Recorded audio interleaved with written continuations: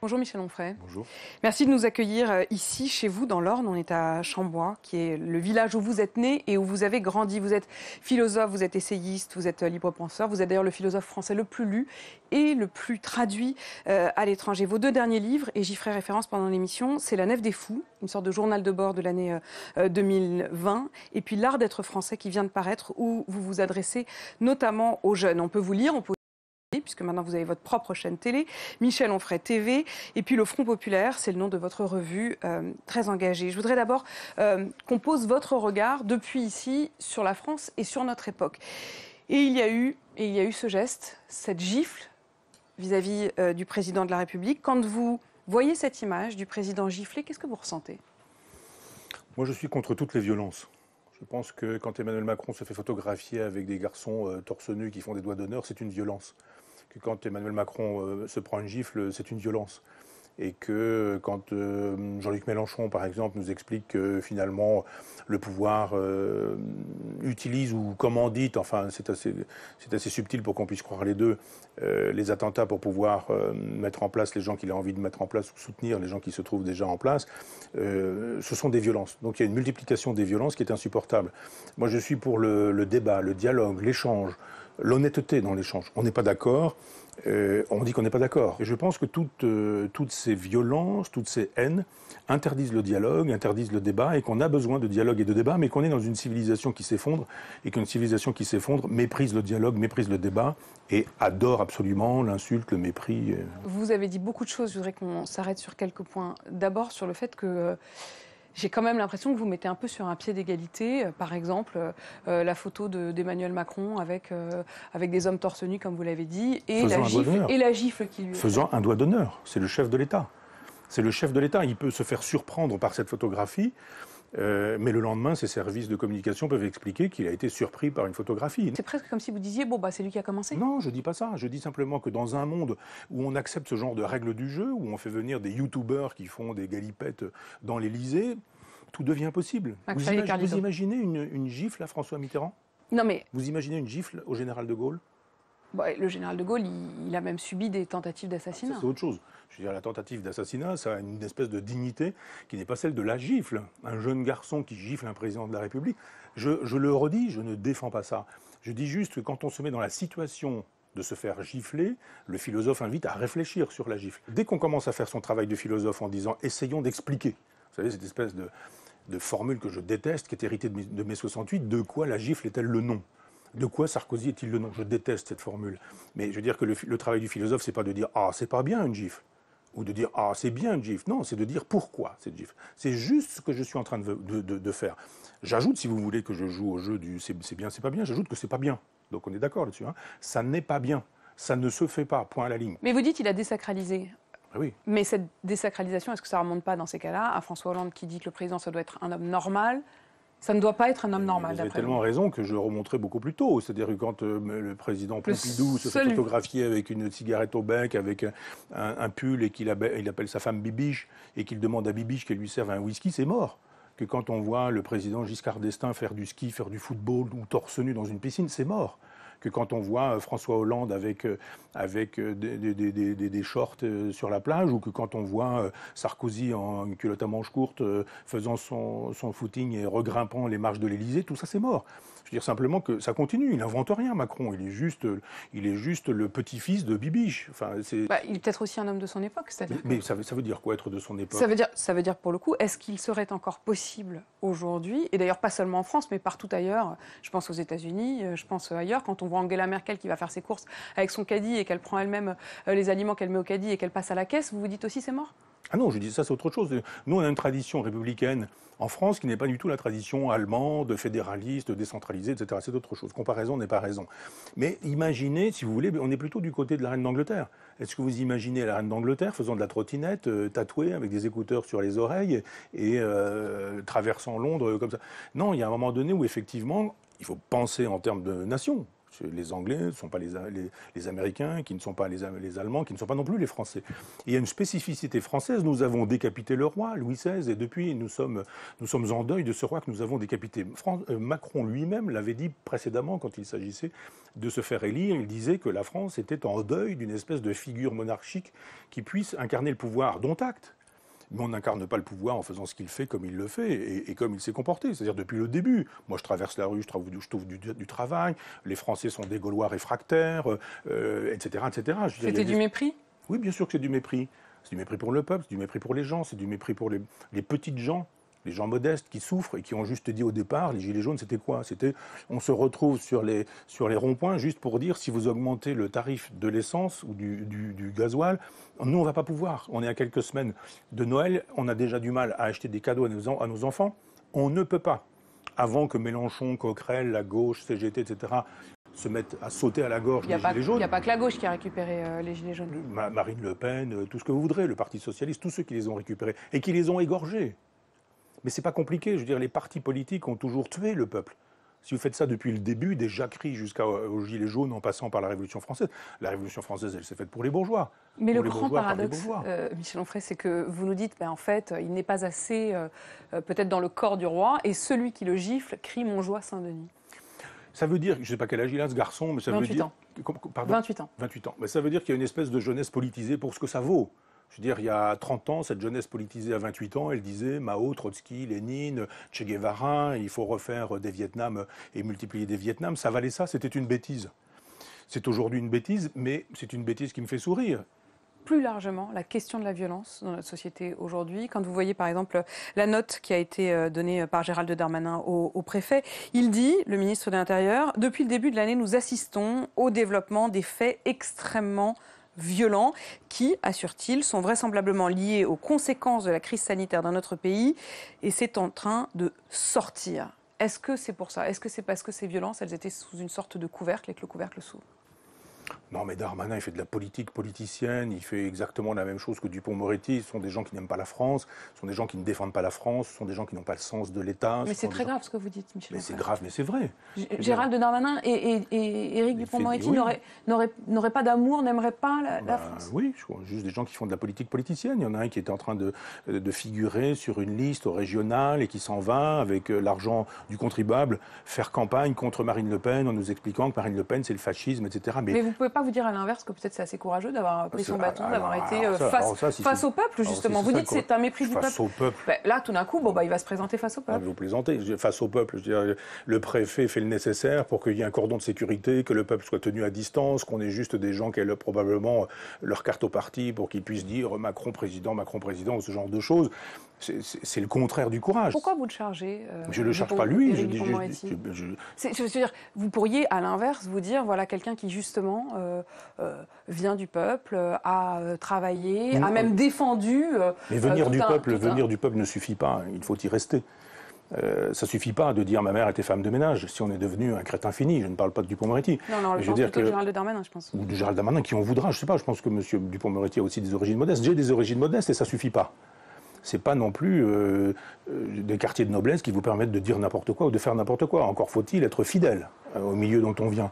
Si on a trahi le milieu dont on vient, ça sert à rien de dire ma mère était femme de ménage. Si on en revient à la question de la violence, puisque je vous interrogeais là-dessus, est-ce que la violence que décrit Gérald Darmanin, d'abord, est-ce que vous êtes d'accord? Est-ce que vous constatez en effet, est-ce que vous avez le sentiment qu'il y a aujourd'hui une explosion de la violence? Et deux, est-ce que cette violence, et là pour le coup je m'adresse aux philosophes, est-ce que cette violence, elle surgit aujourd'hui parce qu'elle a été contenue?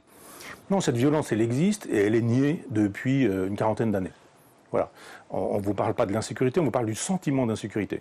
Le problème avec Darmanin, avec les autres, mais moi j'ai cette idée-là depuis Mitterrand, depuis que je m'occupe un peu d'être un intellectuel engagé. Je me dis, mais ces gens-là oublient qu'ils sont au pouvoir.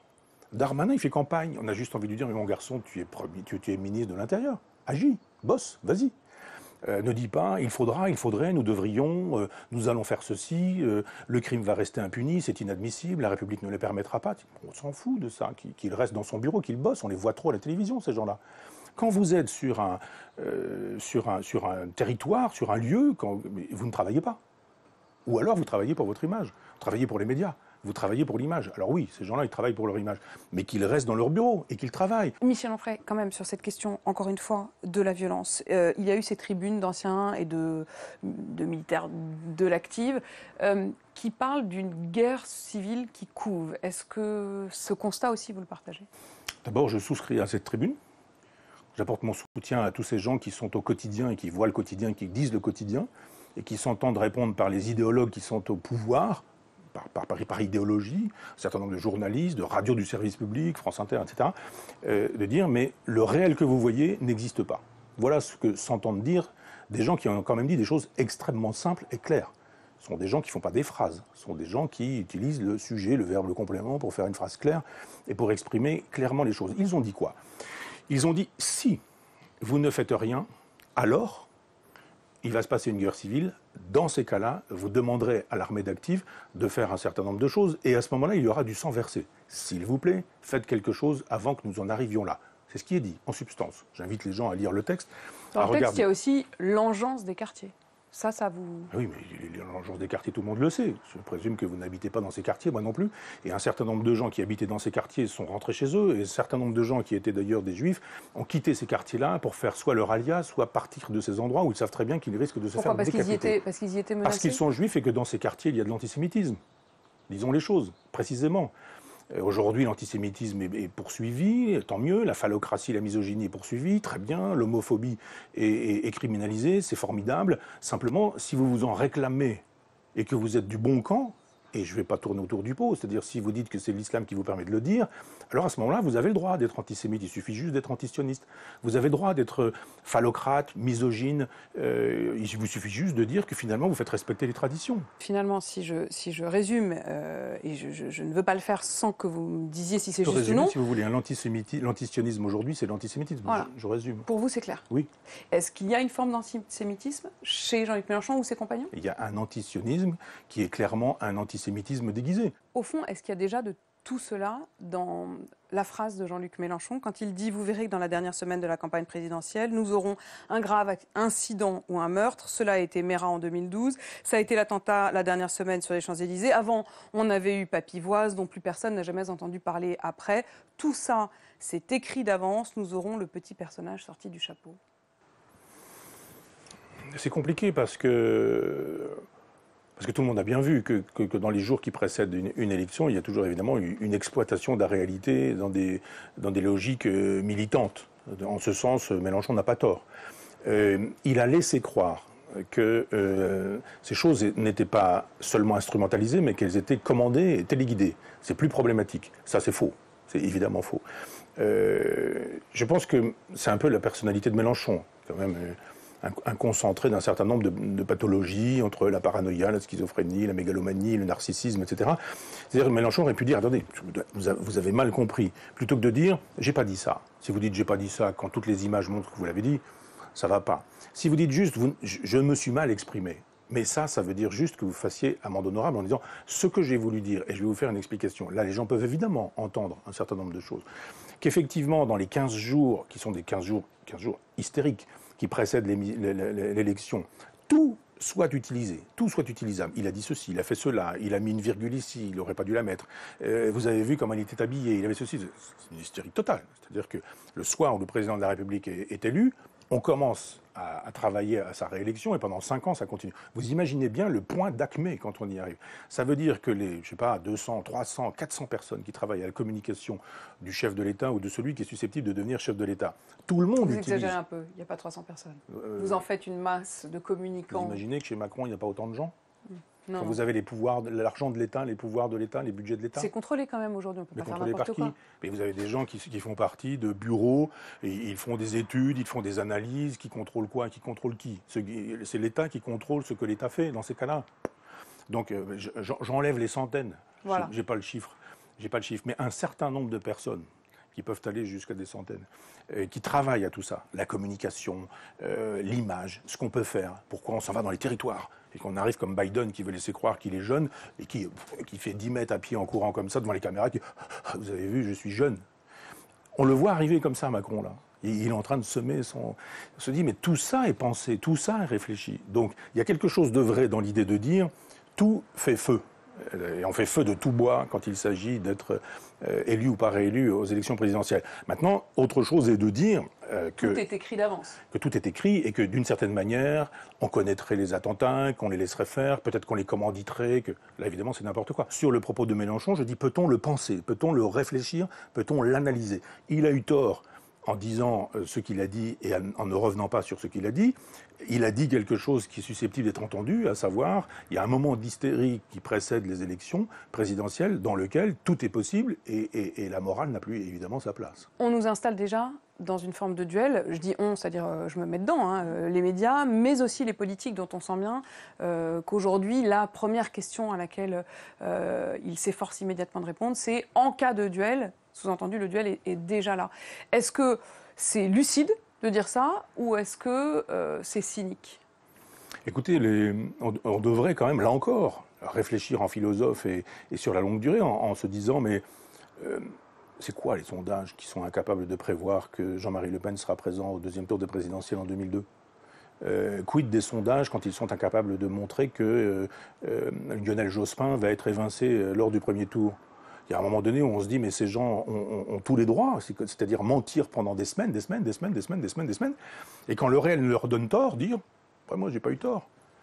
Il y a quand même un moment donné... Donc, comment vous voyez les choses? Moi, je pense qu'on ne peut pas imaginer que tous ces sondages qui nous disent qu'il y a en gros 50% de gens qui font encore confiance à Macron sont des sondages fiables. Je ne crois pas ça. Vous pensez qu'il y en a moins? Évidemment. Il suffit juste de descendre dans la rue. Descendez dans la rue, faites des tests, demandez aux gens, etc. C'est pas possible. C'est pas possible qu'il y ait 50% de gens qui nous disent non, il est formidable. Donc évidemment, si vous dites ça pendant un certain temps, ça devient performatif, comme on dit en linguistique. Vous le dites et c'est le réel. Vous dites 50% de « Ah bon, d'accord ». Les gens simples et modestes disent « finalement, il y a encore beaucoup de gens, je vais réfléchir, etc. » Mais je dis juste, à un moment donné, quand vous vous êtes trompé autant, Nietzsche disait « Ce qui me gêne, ça n'est pas que tu m'aies menti, c'est que désormais, je ne pourrai plus te croire. » Les sondages ne nous donnent pas le réel. Prenez les sondages qui nous disaient que Balladur serait... Mais en quoi votre pif vous donne plus le réel que, je dis pas le que pif, les sondeurs? Vous dites non, mais il suffit de descendre dans la rue. C'est une autre forme de sondage. Non, pas du tout. Je fais le travail d'un philosophe qui se souvient que... Juppé était le dernier président de la République, il ne l'a pas été, que Balladur devait être président de la République, il ne l'a pas été, que Strauss-Kahn devait être président de la République, il ne l'a pas été, que Le Pen ne devait pas... au sens des sondages, on est bien d'accord. Au sens des sondages. Que Le Pen ne devait pas être présent au second tour, qu'il l'a été, que Jospin devait être candidat au présidentiel et éventuellement même qu'il aurait dû être président de la République, il ne l'a pas été. Je dis juste qu'il vous faut combien de preuves ? Je dis juste qu'il faut arrêter de croire que les instituts de sondage nous disent la vérité. Les instituts de sondage produisent de l'opinion. Ils ne disent pas ce qu'est l'opinion, ils produisent de l'opinion. Est-ce que, alors je vous pose la question pour le coup aux philosophes qui observent la société, est-ce que d'après vous, Marine Le Pen peut gagner? Écoutez, rappelez-moi... Contrairement à ce qu'en disent les sondages. Revoyons-nous en septembre, si vous voulez bien, parce que je pense que nous ne savons rien encore. Vous savez qu'il y a quand même eu un sondage qui est quand même assez formidable, qui disait, faisons un sondage, dans l'hypothèse où Marine Le Pen n'y va pas, et où Dupont-Aignan n'irait pas, mais où Zemmour irait, voilà ce que ferait Zemmour. Vous vous rendez compte? Un sondage qui vous dit Marine Le Pen qui a dit qu'elle irait, on dit on va prendre l'hypothèse qu'elle n'y va pas. Un sondage qui nous dit Dupont-Aignan n'irait pas alors qu'il nous a dit qu'il irait. Un sondage qui nous dit Zemmour y va alors qu'il n'a encore rien dit, nous donnerait ce genre de chiffres. Mais normalement, vous dites effectivement, on dit toujours, hein, si mon oncle en avait, enfin si ma tante en avait, ce serait mon oncle, ou si mon oncle en avait, ce serait ma tante, enfin je ne sais plus très exactement, mais c'est très exactement ça. Quand un institut de sondage commence à vous dire ceux qui y vont n'y vont pas, ceux qui n'y vont pas y vont, ça nous donne un chiffre qui montre quoi? Il s'agit juste de montrer que si Zemmour y allait, il n'aurait pas de bons chiffres. Sauf que vous dites, bon, il ne l'a pas dit, oui, il ne l'a pas dit, mais il crée les circonstances de pouvoir éventuellement. Je cite simplement ce qu'il a lui-même dit. Il dit peut-être qu'il faut passer à l'action. Éric Zemmour qui ajoute, je fais de plus en plus de propositions, je pense de plus en plus à comment mettre en application ce que je dis. Il se compare à Jacques Bainville, qui était journaliste monarchiste et nationaliste de l'Action française, qui regrettait à la fin de sa vie, je le cite, d'avoir toujours eu le tort de ne pas viser assez haut. Juste le premier mot, peut-être. Peut-être oui, mais peut-être. On est en Normandie, peut-être ben oui, peut-être maintenant. Alors ça, il y a aussi peut-être ben oui. Je vais vous défendre la Normandie, parce que je pense qu'on insulte la Normandie quand on ne comprend pas le contexte. C'est le travail du philosophe. Le Normand, qui disait peut-être ben oui, peut-être ben non, disait « Devant l'accusation qui vous est faite, j'ai besoin de temps et de réflexion pour savoir ce qui est vrai, j'examine, et peut-être bien que oui, virgule, peut-être bien que non, virgule, j'examinerai, et je vous dirai si oui ou si non. » C'est-à-dire qu'en Normandie, c'est un éloge de la prudence. Et c'est pas du tout un truc du genre c'est oui et non en même temps. Ça, c'est la critique des Normands. C'est pas du et en même temps. Non, c'est pas du en même temps. Mais cela dit, Éric Zemmour, Mais Zemmour, il c'est dit peut-être. suffisamment le poids des mots pour que lorsqu'il dit ça, il sait très bien qu'il ouvre quand même la porte. Il dit peut-être. Il met un petit pied dans la porte. Écoutez, moi, il m'honore de temps en temps de quelques textos, et je ne vais pas faire un... Je vais pas révéler grand-chose. Moi, je peux juste vous dire qu'il n'a pas décidé. Voilà. Je lui ai franchement posé la question, il réfléchit. Il a dit peut-être. Donc peut-être qu'il me dit ça à moi pour que vous le dise alors qu'il pense qu'il y va déjà. Je n'en sais rien. Je dis juste qu'il réfléchit aux conditions de possibilité. Et quand il parle de Jacques Bainville, il parle de Jacques Bainville. Et vous avez bien fait de dire, mais n'oubliez pas ce que vous avez dit, peut-être. Et je pense, moi je ne suis pas son porte-parole, hein, mais qu'il est en train de réfléchir, que les vacances vont l'aider, il y a 2 mois qui vont être extrêmement importants, et que quand ça va redémarrer en septembre, alors là on saura qui y va, qui n'y va pas. Et on verra si, évidemment Marine Le Pen ira, mais qui sera le candidat des Républicains? Est-ce que Pécresse ira? Est-ce que, parce qu'il ne nous a pas échappé que le résultat des prochaines régionales va quand même décider avoir un d'un certain impact nombre de notamment choses. sur Xavier Bertrand Je ne vais pas qui y va, qui n'y va ou pas. sur Valérie Pécresse. Mais Michel Onfray, quand vous dites il hésite, est-ce que vous l'encouragez à y aller? Non, mais attendez, Zemmour, c'est Zemmour. Moi, je n'ai pas à encourager qui que ce soit. Il sait très bien que moi, je suis sur un certain nombre de ses positions, sauf la droite, sa droite. Je lui ai dit, mais que fais-tu de ton bras gauche? Souverainiste, oui. Contre l'Europe, l'euro, le marché, etc. Oui, d'accord, très bien. Sur un certain nombre de projets comme la civilisation, les projets de civilisation, etc. On est d'accord. Moi, je reste un homme de gauche, quoi qu'on pense un certain nombre d'autres qui estiment que je suis un fasciste. Ça veut dire quoi être un homme de gauche pour vous? C'est croire que... Puisque visiblement les hommes de gauche ne vous reconnaissent pas comme un des leurs. Attendez, si c'est Mélenchon l'homme de gauche, ça ne me gêne pas qu'ils ne me reconnaissent pas comme l'un des leurs. Si c'est Hollande, ça ne me gêne pas non plus. Vous avez 2 gauches, puis on vous dit 3 gauches, et vous n'êtes pas dans les 3 gauches là, eh ben donc vous n'êtes pas de gauche. Et si vous n'êtes pas de gauche, vous êtes de droite. Et si vous êtes de droite, vous êtes d'extrême droite. Je l'en fais d'extrême droite. Évidemment, je suis d'extrême droite. Non, moi je reste d'une gauche qui est soucieuse du peuple, qui est soucieuse des gilets jaunes, qui est soucieuse de ces gens qui nous disent j'ai pas de quoi acheter des jouets à mes enfants. Moi, je suis pas un intellectuel qui pense que le réel n'est fait que d'idées. Je pense que le réel est fait de réel. Et que je vois des gens ici à Chambois, des gens pauvres, simples, modestes, qui n'en peuvent plus. Et je dis, mais qu'est-ce qui est fait pour ces gens-là?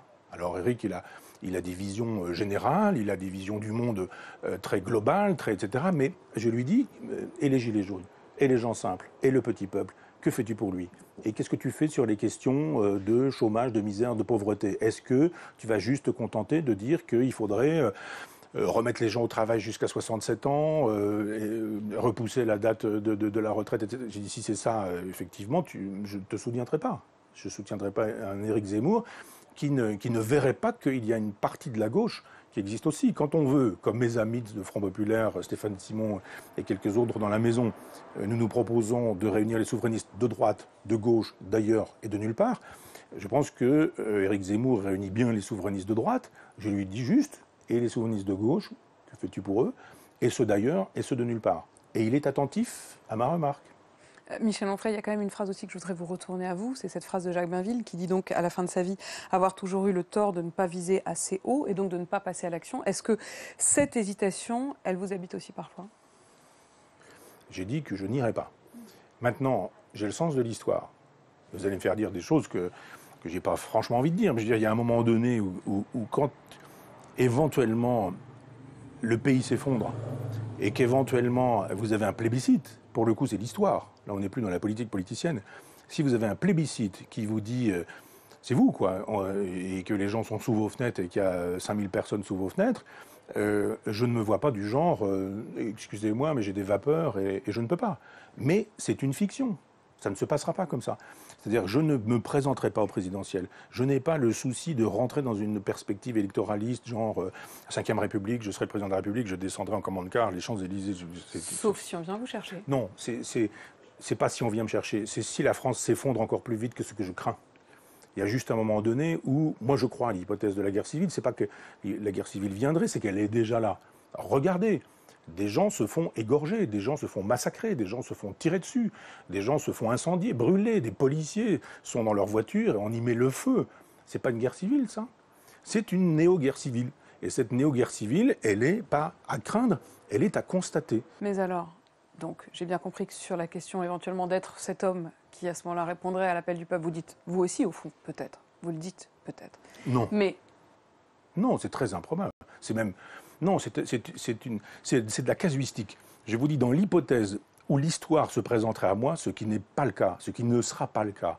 Et ce que vous ne souhaitez pas. Ce que je ne souhaite pas. Parce que là, pour le coup, pour moi, ce serait une peine, une souffrance, mais un devoir. Vous avez dit tout à l'heure, je suis un philosophe du réel. Vous êtes aussi un philosophe des questions même du corps, de la nourriture, de la maladie, de la souffrance. Je voudrais revenir sur 2 points. D'abord sur l'un qui vous a concerné. Vous avez vécu le Covid, vous avez été malade du Covid. Est-ce que vous en avez été ébranlé? Oui, bien sûr. C'est-à-dire que j'ai découvert avec ce Covid qui n'est pas ce qu'on en dit sur les plateaux de télévision où tout est dit et le contraire de tout. Certains, c'est la catastrophe totale, certains, c'est rien du tout, certains... Non, mais ça n'a pas rien à voir avec ce qu'on dit sur les plateaux télé quand même. On dit d'ailleurs que cette maladie, elle est très diverse dans sa forme. Elle prend des formes très différentes suivant les personnes. En même temps qu'on dit le contraire. Vous recevez aussi des gens qui nous disent que c'est une imposture, que c'est le grand reset, que c'est grand, etc. etc. J'aime beaucoup Philippe de Villiers, mais il contribue quand même beaucoup à tenir ce propos avec un certain nombre d'autres personnes. On a fait d'ailleurs à Front Populaire un débat, lui et moi, où je lui dis que je ne souscrivais pas à cette vision des choses dont on dit qu'elle est complotiste. Moi, effectivement, j'ai été 18 jours au fond de mon lit dans un état second. J'ai expérimenté de moi-même des parts inédites à moi-même. Des parts suicidaires, des parts vraiment problématiques. Je ne vais pas rentrer dans des détails, mais des problèmes identitaires. C'est-à-dire on est depuis 18 jours à 39,5, 40, 41, etc. Et d'un seul coup, on se demande pourquoi on ne va pas se jeter par la fenêtre, si le réel est bien le réel, si on n'est pas mort, si la lumière qu'on allume dans sa chambre n'est pas la lumière d'un au-delà du monde. On se dit des choses en se disant, mais le virus a attaqué ma mémoire. Je me dis un poème de Rimbaud, mentalement, et puis je me dis, mais tu te le dis mentalement, es-tu sûr que ce soit vraiment... Vous vouliez tester votre propre mémoire? Oui, et je me dis, je suis assis dans mon lit, trempé comme ça, à 3 heures du matin, avec une lumière un peu jaunasse, en train de me dire un poème de Rimbaud, et en train de me dire que c'est pas moi qui suis en train de dire ce poème. Et pourtant, vous êtes quelqu'un qui avait quand même subi des AVC, vous avez vécu dans votre chair, oui. je veux dire déjà des épreuves. Celle-là est différente. Le Covid était différent. C'est ce qui me permet de dire arrêtez avec cette idée que le Covid ce serait rien du tout. D'ailleurs, il y a tout un tas de gens de droite, d'extrême droite ou de droite extrême qui vont de riposte laïque, où j'ai vu récemment des choses assez violentes sur moi ou d'autres. Ce sont des amis bien intentionnés qui me rappellent ce genre de choses, qui nous disent il n'y a pas de Covid, c'est juste un grand reset, etc. Je me dis c'est très drôle, ils sont en train de se comporter comme les fameuses racailles des banlieues qu'ils stigmatisent en permanence. Mais ils font exactement de la même manière. Je dis simplement, arrêtez de dire des choses pareilles, parce que si vous dites, ça fait quand même peu de morts, ça fait peu de morts parce qu'il y a cette politique de confinement. Et ils oublient que s'il y a peu de morts, c'est parce qu'il y a le confinement. Déconfiné, et alors là, vous ajoutez un zéro. C'est pas 1 million, c'est 10 millions de morts que vous avez. C'est ça que vous voulez ou pas? C'est-à-dire ces gens qui oublient que si les chiffres sont relativement bas, c'est toujours trop quand il s'agit de morts, et s'ils sont relativement bas, c'est parce qu'il y a eu une politique de confinement.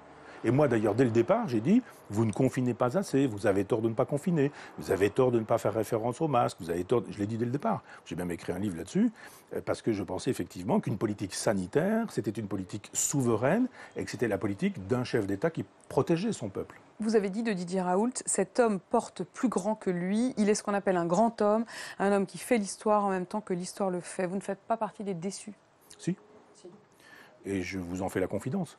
C'est-à-dire qu'il faut dater ce texte, qui est un texte qui est écrit au moment où l'épidémie démarre, et où cet homme, qui est un grand homme d'un point de vue de la science, de la scientificité, etc., nous dit un certain nombre de choses. Et je dis, mais croyez-le.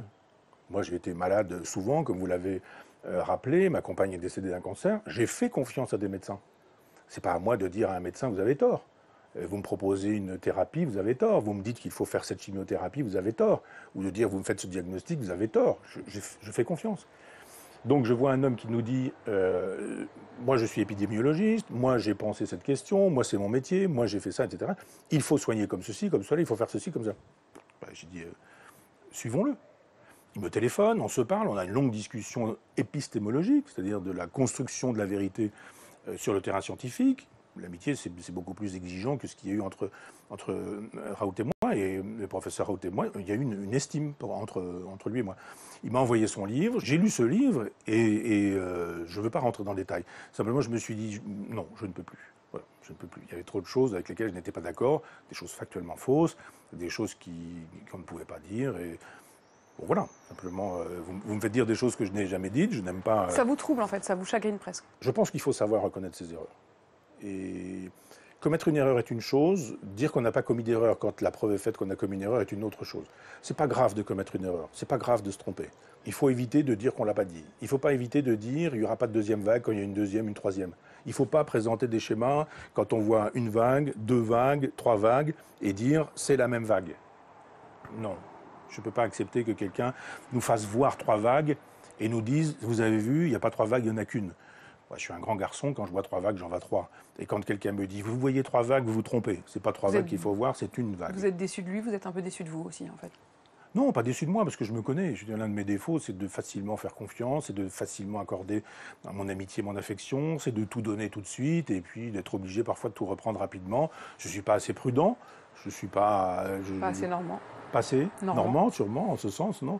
Mais je persiste à dire que, épistémologiquement, il dit des choses intéressantes, simplement, dans le réel, il aurait fallu qu'il puisse revenir sur un certain nombre de propos. Vous savez, moi j'ai été très touché par des choses que j'ai vues dans cette aventure, c'était les soutiens de Raoult. Et je distingue Raoult et les soutiens de Raoult. C'est-à-dire que quand j'ai vu, c'était une émission de BFM à charge contre Raoult, et on voyait des chauffeurs de taxi qui s'arrêtaient sous son hôpital, qui klaxonnaient, qui disaient Raoult, Raoult. Moi j'ai pleuré. Je n'ai pas fait semblant de pleurer, j'ai pleuré. J'ai pleuré quand j'ai vu ça. Je me suis dit, quand un grand homme, susceptible d'être un grand homme, ça crée des devoirs, ça ne donne pas des droits, à l'assentiment du peuple, au point d'ailleurs qu'à l'époque on disait Raoult président. On va dire, il fait partie des gens qui pourraient être président, etc. Je ne crois pas que le docteur Raoult ait grand intérêt à ça. Je veux dire, cet homme, il est porteur d'une adhésion populaire qui me touche. Il y a eu les videurs de poubelles qui ont fait ça aussi, qui ont klaxonné, etc. Là aussi, c'était associé. L'image m'a fait pleurer. Moi, quand je vois des gens qui vident des poubelles, des chauffeurs de taxi qui disent à un homme on vous croit, on souscrit à vos propos, on a quelqu'un qui nous écoute, on a quelqu'un qui nous parle. Et ça, je n'oublierai jamais ça du professeur Raoult. Et pour ça, d'ailleurs, je lui conserve mon amitié. Je lui conserve mon amitié. Épistémologiquement, je lui conserve mon amitié. Sur des cas factuels, je pense qu'il aurait dû revenir en disant écoutez, moi je suis un disciple de Feyerabend, justement, on a tort, on a raison, on a tort, on a raison, etc. Et j'ai eu tort, j'ai eu raison, j'ai eu tort, j'ai eu raison. Il eût été à la hauteur de ce qu'il me disait être, à l'endroit de Feyerabend, comme nous en avons parlé. Ça n'a pas été le cas. Bon, les hommes sont ainsi faits. Je lui conserve mon affection, mon amitié, ma considération. Michel Onfray, le débat qui a lieu en ce moment même à l'Assemblée nationale sur la question de la PMA pour toutes, femmes célibataires et couples de lesbiennes. C'est un projet qui divise les députés. Il y a eu 1800 amendements qui ont été écrits. Est-ce que c'est un progrès pour vous? Non, c'est un regret. Je suis pour que les homosexuels puissent adopter des enfants abandonnés. Donc je ne suis pas de ceux qui disent un homme c'est fait pour une femme c'est fait pour un homme, et c'est fait pour faire des enfants qui ceci, qui cela, etc. Je ne suis pas dans ces logiques-là. Je suis dans une logique de critique de la marchandisation des corps, de la location et de la vente des utérus, des gamètes. Mais là, en l'occurrence, la PMA, ce n'est pas le cas. Ça, vous évoquez la GPA. Oui, PMA. Gestation pour autrui. Voilà, PMA, oui. Mais on sait très bien que c'est un peu le cheval de Troie. C'est-à-dire la procréation médicalement assistée rend possible la gestation pour autrui. Si vous commencez par dire non à celle-ci, il n'y a pas de problème, il n'y aura pas la suivante, il n'y aura pas celle-là. Je pense qu'il y a une espèce d'oubli des plus petits, des plus simples et des plus modestes de notre civilisation. Les vieux, les personnes âgées, les vieux, moi j'aime bien vieux, c'est beau, les vieux, qu'on envoie dans des EHPAD, qu'on bourre de médicaments, qu'on laisse baver, à qui on fait jouer aux petits chevaux en estimant que... J'ai honte quand je vois les EHPAD. J'ai honte aussi quand je vois que la gauche propose qu'on puisse avorter à 9 mois moins quelques jours. Enfin, je veux dire que simplement parce que l'enfant n'est plus votre projet. Même chose à l'autre extrémité. Vous avez un accident de voiture, ça vous explose le cerveau, et vous êtes à l'hôpital, vous êtes en état de mort cérébrale. La vie est toujours là. L'humain n'est plus là. Alors, c'est pas la même chose. Un humain qui doit venir, c'est pas la même chose qu'un humain qui a existé. C'est-à-dire de dire on arrête la vie de quelqu'un. Je sais, je l'ai demandé pour ma compagne. Dire arrêter la vie de quelqu'un, c'est pas simple. C'est pas la même chose que de dire arrêter la vie de quelqu'un à venir plutôt que de dire arrêtez de la vie de quelqu'un qui a vécu une soixantaine d'années. Pardon, c'est très intime, mais vous n'avez pas d'enfant, vous n'avez pas Non. pu en avoir, vous n'avez pas voulu en avoir? Non, c'est pas que j'ai pas pu, c'est que j'ai pas voulu, oui. Pourquoi? Parce que je pense que c'est impossible à faire. C'est impossible à fabriquer une éducation réussie. Des enfants qui me ressemblent, c'est une catastrophe. Des enfants qui ne me ressemblent pas, c'est une catastrophe. Et puis je pense que c'est un métier du quotidien, père ou mère, enfin père en ce qui me concerne. C'est-à-dire que tout passe après, pour moi. Un enfant, c'est... Voilà, Ça vous a fait peur, en fait? Non, ça m'a pas fait peur. C'est comme si vous me disiez, ça vous a fait peur de sauter d'un avion sans parachute. Bah oui, si vous savez que vous allez mourir ou que vous allez vous écraser, c'est une tâche impossible. Et donc... Parce que vous placez la barre trop? C'est parce que les autres placent la barre trop bas. S'il s'agit de faire des enfants qui ressemblent à nombre d'enfants que je connais, je ne suis pas mécontent de ne pas avoir d'enfants. J'ai épousé ma compagne qui avait des enfants, j'ai voulu que ces enfants deviennent mes enfants. Ils n'ont pas voulu qu'on monte la barre de l'endroit où la barre était. Bon, là aussi, j'ai eu des enfants tout faits qui n'ont pas voulu le projet, qui est pour moi un projet de famille. Famille, c'est pas je prends, je jette, 5 Kleenex, une mouche, j'en veux plus, voilà, j'ai des enfants, je les prends. Bon, vous dites, j'ai bien fait de ne pas avoir d'enfants. Quand j'ai consenti à en avoir, qui était déjà fabriqué en disant on va fabriquer une famille, je me suis entendu dire une famille, pourquoi faire? Ça va bien, non merci. Bon, très bien. Donc j'ai eu la preuve que j'avais raison précédemment. Bon, voilà, on commet des erreurs par amour et ce sont peut-être les plus belles erreurs. Et je suis confirmé dans cette idée que les enfants ont des exigences, enfants ont des droits. Moi, je me vois mal, par exemple, dire je vais travailler et pour travailler, je vais payer quelqu'un qui va éduquer mes enfants à ma place. On se lève à 7 h du matin, on les nettoie, on les habille, etc. On leur fait à manger, dépêche-toi, t'as vu l'heure, on les met dans une voiture, on les met chez une nounou. Et puis après, on passe la journée sans ses enfants. Puis le soir, on les récupère, bon, dépêche-toi, on reprend la voiture, on rentre à la maison, la douche, le machin, etc. Tu as une petite histoire, au lit, on est fatigué, et le lendemain, on recommence. J'ai dit, c'est ça que vous voulez pour vos enfants? Et qu'est-ce qu'on fait avec les personnes âgées? Ah, ben les vieux, on les met dans les maisons de retraite. C'est fait pour crever, les vieux. Sauf qu'au final, du coup, vous ne le faites pas. Vous l'avez renoncé. Non, mais je veux dire, attendez. C'est peut-être pas terrible, mais au moins c'est tenté. Mais moi, je me vous avez renoncé avant même. Non, mais je me voyais pas travailler pour gagner de l'argent pour payer une nourrice qui aurait élevé les enfants que j'aurais fait à ma place. Moi, j'aurais aimé leur apprendre le nom des fleurs, des arbres, de faire des balades, leur expliquer la nature, expliquer à quoi sert un ver de terre, ce qui distingue un bourgeon d'une fleur, leur expliquer que dans un vin, il se passe des trucs incroyables et que le vin, il finit par sentir la fleur, puis après, il va sentir le fruit, puis après, il va sentir la compote, etc. Ce genre. L'éducation, c'est ça. Ah non, non, non, je demande à quelqu'un. Et les personnes âgées, les grands-parents, qui auraient pu transmettre ces choses. Ah, mais non, les vieux, ils sont dans des endroits où on leur apprend à jouer aux petits chevaux. Moi, j'ai pas envie de souscrire à ce modèle de civilisation. Un mot justement sur l'endroit où on est. Ce village, qui est le village de votre enfance, votre mère habite pas loin d'ici, votre père est mort à quelques dizaines de mètres de la maison. Ma mère est à 50 mètres et mon père dans le cimetière à 200 mètres. Oui. Finalement, vous êtes resté? Oui. Ben, ça fait 10 siècles qu'on est là. Je veux dire, moi, je descends d'une famille viking. Et j'ai un bonheur absolu à être ici. Pour moi, c'est le centre du monde, disons-le comme ça. Enfin, c'est le centre ontologique, c'est le centre de l'être du monde. Quand je suis dans mon jardin et que je regarde le cosmos, je tends le bras et je descends une étoile. Quand je vois la glycine arriver, partir, etc., les fleurs, la vie, elle est là. Il y a une France heureuse? Oui, sûrement. Je ne veux pas parler pour la France, mais je vois des gens heureux. Je vois des gens qui sont heureux de faire ce qu'ils font, des gens simples, des gens modestes, des gens... On était hier soir avec mon ami Ghislain qui est libraire, on a mis une table devant sa librairie d'occasion ici à Chambois, on a amené 2-3 trucs à boire, il y a 5-6 personnes qui sont venues, les tracteurs qui passaient, les gens qui nous faisaient bonjour. Nous étions heureux autour de cette table et les gens qui passaient se disaient « spectacle du bonheur ». Ça existe. Oui, bien sûr qu'il y a des gens heureux et qu'il y a des moments heureux, mais simplement, ce ne sont pas les choses qu'on montre prioritairement. Merci Michel Onfray. C'est moi qui vous remercie. De nous avoir accueillis ici chez vous. Et cet entretien, il est non seulement à trouver sur BFM TV, mais aussi sur bfmtv.com.